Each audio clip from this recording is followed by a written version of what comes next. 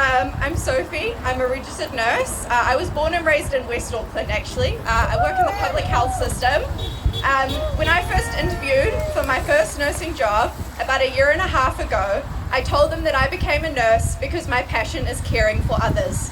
This is still true, however, it is becoming increasingly difficult to provide the quality of care I strive towards. The government has claimed they are investing more than ever in health. It is not enough. We are still grossly underfunded and understaffed.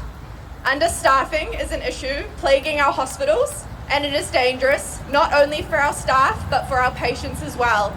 We desperately need more resources for more staff. To give you a better understanding of what unsafe staffing looks like, I'll tell you about my average shift as a ward nurse.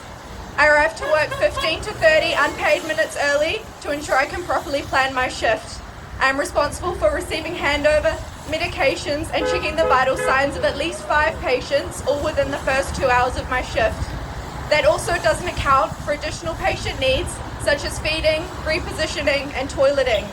The rest of my day involves additional medications and infusions, taking bloods and inserting IV lines, providing education to patients and their families, documenting my care, discussions with other healthcare professionals, and further observations. Rarely do I have the time to offer my patients a shower. Too often, that is acceptable. Patients will wait upwards of 10 minutes to get off the toilet simply because I'm too busy to help them.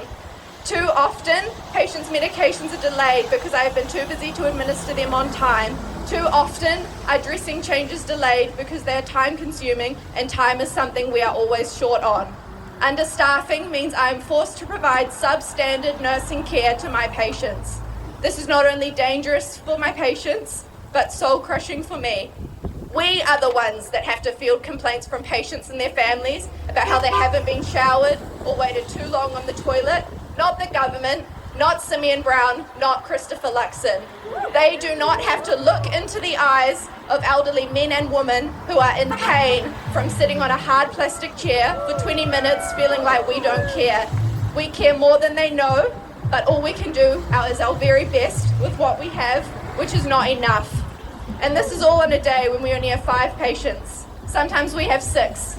That leaves us 1 hour and 20 minutes per patient, which when you think about all the tasks I've just mentioned, that is quite clearly not enough.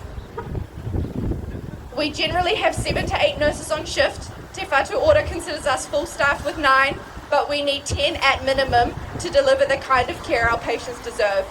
At North Shore Hospital, we have multiple empty wards with no one to staff them, all while patients are lining up in ED corridors and sleeping in our day lounges with handbells to alert staff of their needs. National has claimed they have overhauled the health system to reduce bureaucracy, but they haven't reduced bureaucracy. What you don't see is the hoops that have to be jumped through to hire the nurses and HCAs and doctors we so desperately need. They have not reduced bureaucracy, they have changed what it looks like. We are not only facing increased work-related stress, emotional distress, and decreased work satisfaction. Understaffing is leading to physical pain. I am 22 years old with chronic back pain, and I frequently get home with sore joints and aching legs from spending the majority of my 8-hour shift on my feet, and I'm not the only one. This is not good enough. This is a political choice. The choice has been made to prioritize tax cuts over our nurses, doctors, and healthcare system. Something needs to change now.